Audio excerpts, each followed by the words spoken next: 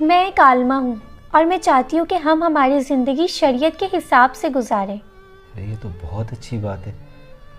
आपकी बरकत से मेरी भी ज़िंदगी शरीयत के मुताबिक गुजर जाएगी।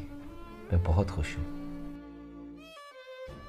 देखें, हमने घर में शरीयत के हिसाब से ज़िंदगी गुजारने का अहद किया था, मगर शरीयत में बीवी पर सास ससुर की खिदमत वाजिब नहीं है, बल्कि शरीयत में तो खावंद बीवी के लिए अलहदा घर का बंदोबस्त करे। अब मैं आपके माँ बाप के साथ नहीं रहना चाहती, लिहाजा आप मेरे लिए अलहदा घर ले लें। अलहदा घर लेना तो मसला नहीं है, मगर मैं सोचता हूँ कि मेरे बूढ़े माँ बाप का क्या होगा। मैंने कौन सा आपसे कोई गैर शरई तकाजा कर लिया? यार तेरी भाभी ने अजब मामला किया है, कह रही है अलग घर लेके दो, और शरई तौर पे वाजिब नहीं है कि मेरे वालिदैन की खिदमत करे। ये तो भाभी इस वक्त सही रही है। अबे दोस्त बन मेरा, फतवे ना दे, मेरी मदद कर। इसका एक ही हल है।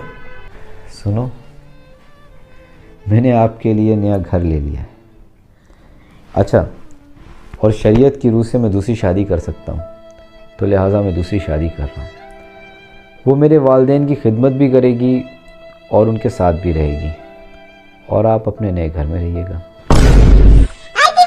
दफा करो दूसरी शादी को। मुझे अलहदा घर में नहीं रहना, मैं आपके साथ इसी घर में रहूंगी, आपके माँ बाप की खिदमत करूंगी। मेरे भी तो वो माँ बाप जैसे ही है ना, इसी घर में रहेंगे। शरीयत ने तुझे 4 शादियों की इजाज़त दी है। तू भाभी को घर दिला दे, भाभी उस घर में रहे, और तू दूसरी शादी करे, वो माँ बाप की खिदमत करे। इस तरह भाभी का भी मसला हल हो जाएगा, तेरे भी माँ बाप का मसला हल हो जाएगा, तू भी टेंशन फ्री हो जाएगा।